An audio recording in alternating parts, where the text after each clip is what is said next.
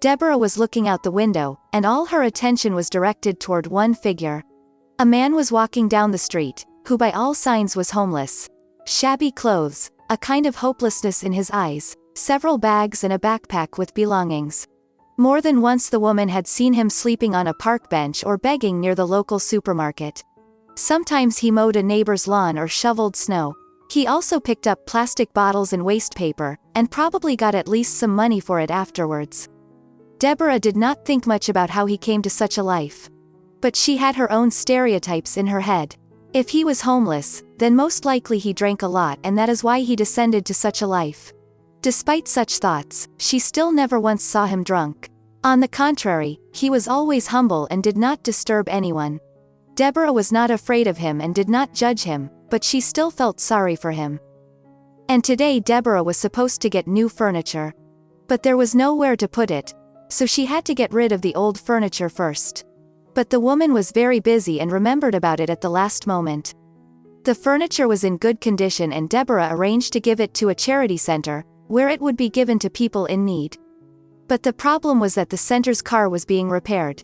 Deborah was told either to wait a few days for the car to be repaired, or to bring the furniture herself.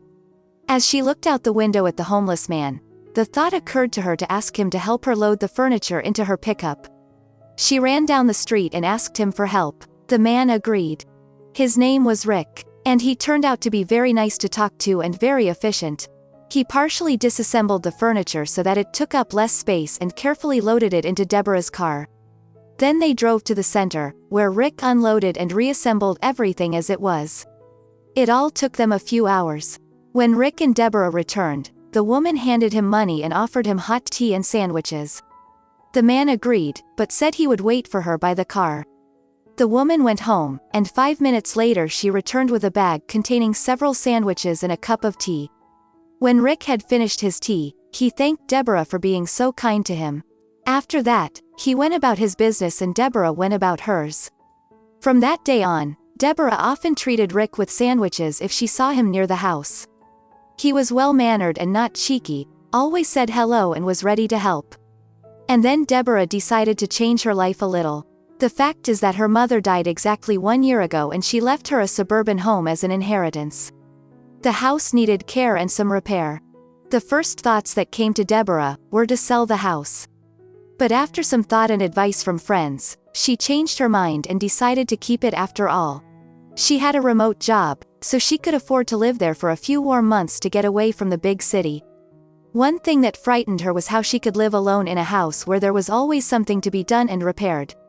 She looked at advertisements to hire someone to help her with the house. But the prices were not affordable to her. So the woman gave up the idea.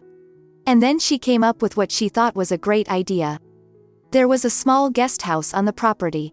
The woman decided to offer Rick accommodation, food and a small amount of money at the end of the month in exchange for his male help around the house. Rick agreed without hesitation and promised to come to the place 1 day later. When Rick arrived, she put him in the guest house, showed him where everything was and gave him all the necessary supplies. There were some clothes left from her father, who had died many years before, and Deborah gave them to the man. They turned out to be much better than what Rick was wearing. When Deborah saw him after he shaved and changed clothes, she could not have been more surprised. He was quite handsome man, older than Deborah only about 7 years.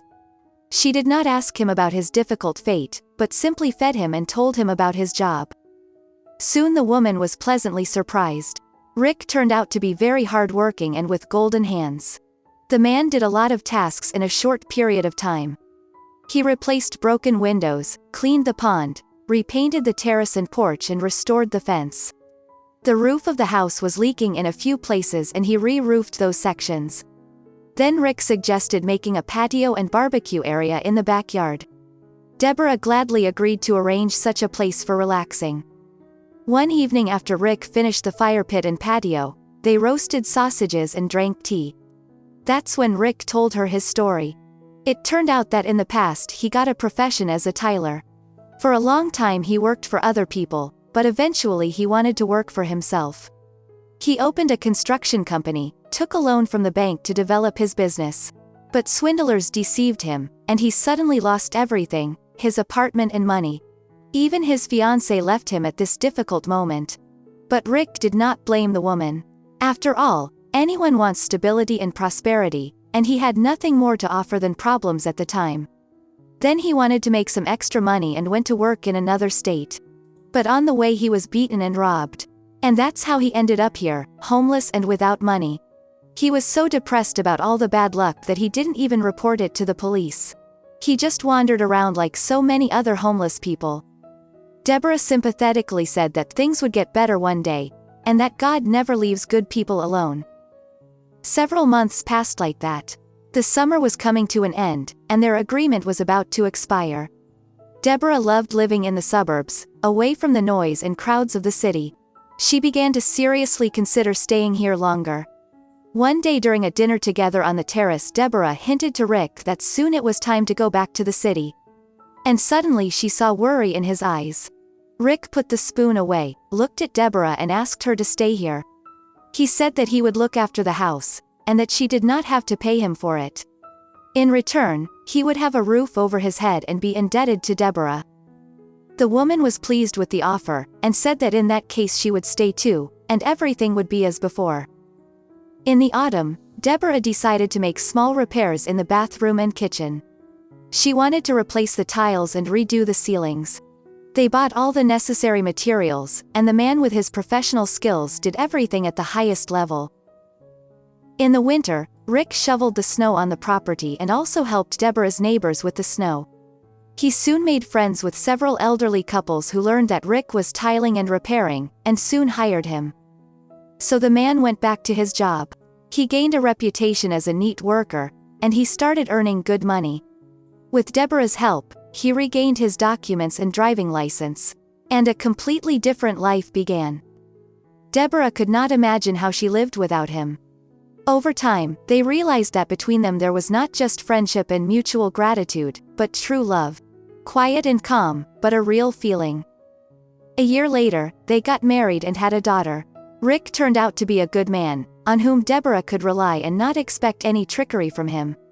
And if someone had told her a year ago that she would marry a homeless man and would not be able to live without him, she would have laughed out loud. Dear friends, I hope you enjoyed this story. Have a nice day and see you again.